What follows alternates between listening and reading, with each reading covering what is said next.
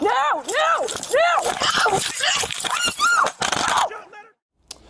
As we've seen all too frequently lately, our officers respond to calls in our community that can change at the drop of a hat.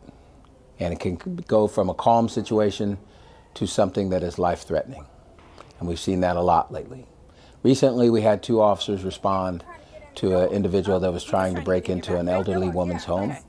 They did an awesome job on the call at the beginning, de-escalating, talking, keeping things calm, and ultimately, this individual still, without any provocation or without pushing the incident any further on the officer's behalf, still attacked 2 of our officers. No. No. Let him go. Let him go. Where are you going? Luckily, this person's father was there also and was able to help the officers, and so everybody was able to walk away and live another day. I was driving back to my home over on Quimby Street, looking for my son who got locked out the house. And when I turned the corner, he was being approached by 2 officers. So I yelled out the window, "Hey, that's my son, I got him." I didn't know what he was done, maybe he's drinking some beer or something. So I got out of my car and I was talking to one of the officers there. And as I was talking to the male officer, my son, who was sitting there just casually as a lamb, leaped up like a lion and attacked the female officer. At that particular point, the male officer went to engage him, and I followed him and went to engage him. And I just couldn't believe what was happening out here.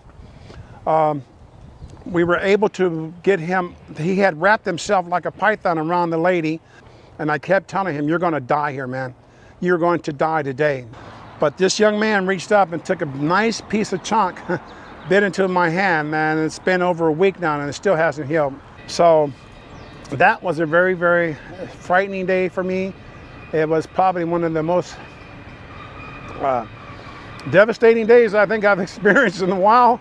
Another thing that this lieutenant said to me, as I was getting ready to leave, he looked at me and he said this. He said, "Be well." And when he said "be well" to me, there was such a profound feeling of love there. So I'm telling you out there to be well and to take care of your people, to take care of other people, to reach out and do whatever you can. One of the things I expressed at the beginning was just how appreciative I am of you. And I know that our officers who were on the call that day feel the exact same way. Just, they're glad you were there and stepped in. Is there anything you'd like to say to them? Well, personally, I want to say, I love you guys. And I'm sorry this happened. I'm sorry it happened, not with just me, but my child, but all the things that are going on in this world right now. And I thank you for being strong and courageous and not doing what you should have done, probably, was shot that kid. I thank you for that.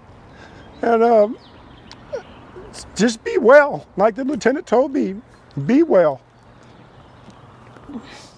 I can't stress enough, that's what's so critical for our community to know, that our officers respond to things that there is no black and white rule book for.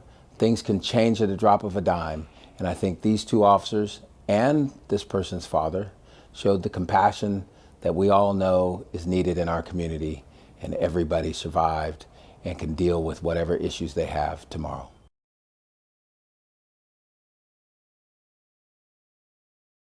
No!